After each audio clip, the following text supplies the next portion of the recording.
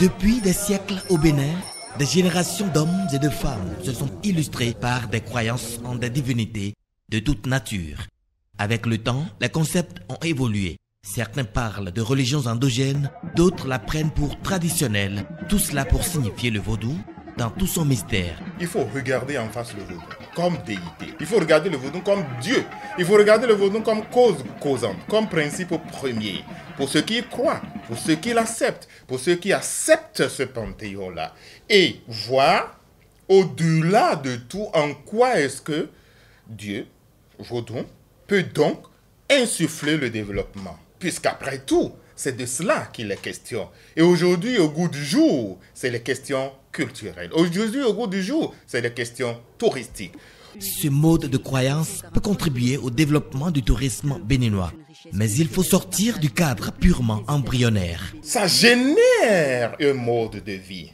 Ça génère une pensée. Ça génère une culture. Ça génère une philosophie. Donc, toute cette culture générée par Dieu, vaudou, peut être objet de tourisme.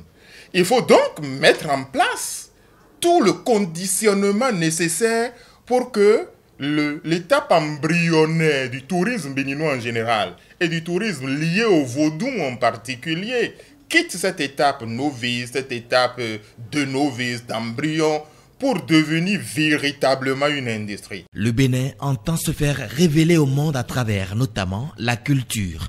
De ce point de vue, les infrastructures touristiques doivent être réhabilitées. Sur le plan de la restauration, sur le plan de l'hôtel, sur le plan de la formation, hôtellerie je veux dire, sur le plan de la formation, sur le plan même de la valorisation des circuits touristiques liés au vaudou, liés à ce dieu, les frasques, les chansons sacrées, les modes vestimentaires, les paroles, les lieux, la visite de ces lieux-là. Il faut que on sorte du niveau d'amateurisme ou d'amateur pour aller vers une industrie de professionnels, pour qu'enfin le vaudou se révèle dans sa dimension touristique à tous ceux à qui il peut se révéler. Les acteurs du vaudou invitent les uns et les autres à cesser de lier ce mode de croyance à la négativité et à le restituer dans son panthéon originel en vue d'apporter de la plus-value à l'économie nationale.